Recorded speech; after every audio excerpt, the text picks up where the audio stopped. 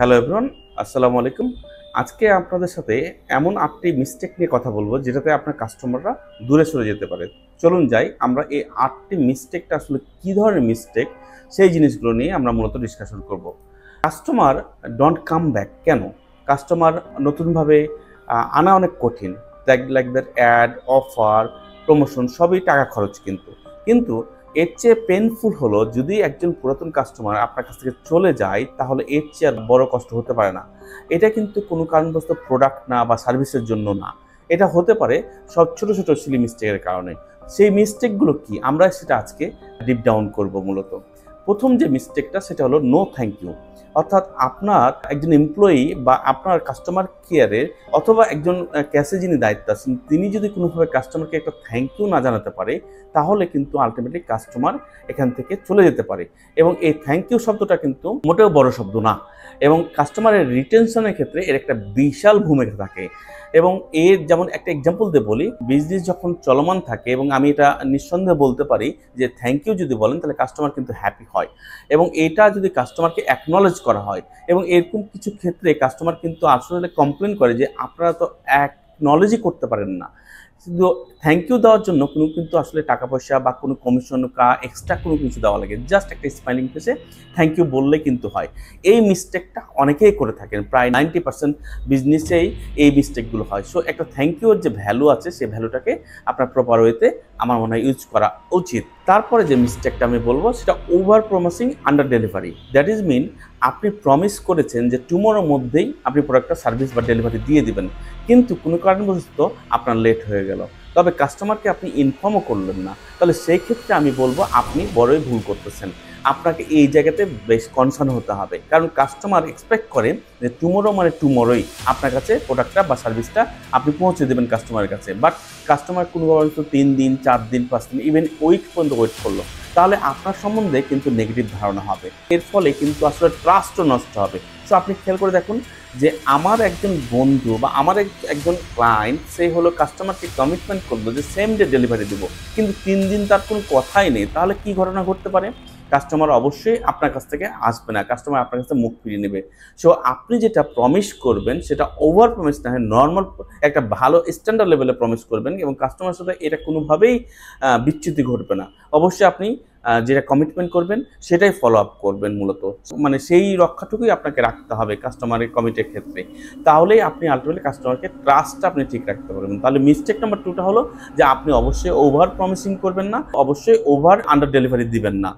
Mistake number যদি 3 আমরা বলি সেটা হলো কনফিউজিং দ্য বিলিং প্রসেস। অর্থাৎ কাস্টমার দেখা গেলো বিলিং কাউন্টারে দাঁড়িয়েই আছে 5-6 মিনিট বা 7 মিনিট বা 10 মিনিট ধরে দাঁড়িয়ে আছে, বা 4-5 জনের পরে দাঁড়িয়ে আছে। তাহলে এই ক্ষেত্রে কাস্টমার কিছুটা হলেও কনফিউজিং হয়, এবং এই কনফিউজিং থেকে দূর করার জন্য অথবা কোনো কারণবশত হয়তো বা আপনার পস মেশিনটা সেই সময়টা নষ্ট হয়ে গেছে, তাহলে কাস্টমারকে অবশ্যই আপনি ওয়েট করানোর কোনো সুযোগ নেই।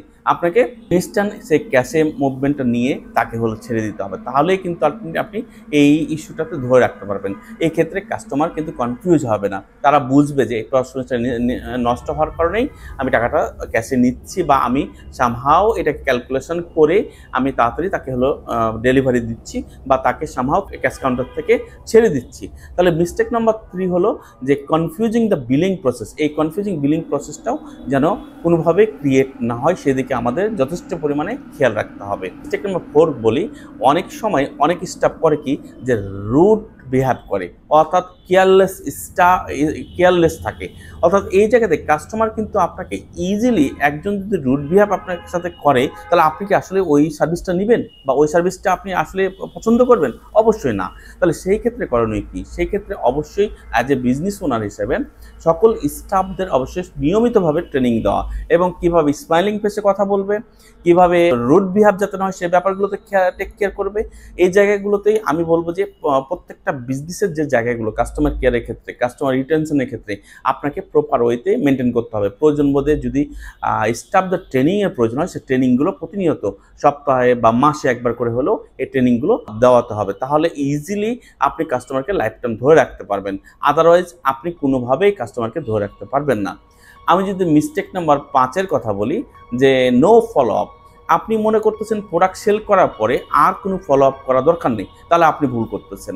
কারণ আপনি একটা প্রোডাক্ট বা সার্ভিস ডেলিভার দেওয়ার পরে আপনাকে আসলে জানতে হবে যে কাস্টমার কি এই ক্ষেত্রে স্যাটিসফাইড থাকলো না থাকলো না, অথবা কাস্টমার কি একটা প্রোডাক্ট পাওয়ার পরে সে খুশি না আনহ্যাপি, কাস্টমার কি আসলে এই প্রোডাক্টটা থেকে তার জন্য আসলে ভালো কিছু বয়ে এনেছে না আনে নাই। সো এই জায়গাগুলোতে আপনাকে হলো আলটিমেটলি কেয়ারফুল থাকতে হবে এবং কাস্টমারকে অবশ্যই আপনাকে গুরুত্ব সহকারে দেখতে হবে। আদারওয়াইজ আপনি এই জায়গাতে যদি ফলো আপ না করেন তাহলে আপনি অবশ্যই ভুল করতেছেন। অনেক থাকে যে কাস্টমার আমাকে ফোন দিয়েছে, আমি ফোনটাকে সাইলেন্ট করে রাখছি, আবার দেখা গেলো যে আর একটা মেসেজ দিয়েছে, আমি মেসেজটা আসলে ওপেন করতেছি না, তাহলে এতেও কিন্তু কাস্টমার মাইন্ড করতে পারে, এতেও আপনার কাছ থেকে কাস্টমার কিন্তু একবার আসার পরে এই সার্ভিসটা নাও নিতে পারে। So be careful about this matter, যে কাস্টমারকে ফলো আপ করাও আমার প্রয়োজন।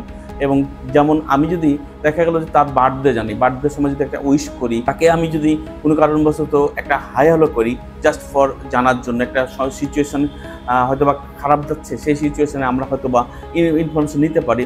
সো খেয়াল করে দেখুন, এখানে কিন্তু ফলো আপটা ভেরি ভেরি ইম্পর্টেন্ট। সো আমাকে এটা ফলো আপ না রাখলে আমি কিন্তু আসলে মিস্টেক করতেছি। সো আমাকে এই মিস্টেকের প্রতিদানও দিতে হতে পারে কাস্টমার চলে যাওয়ার পরে।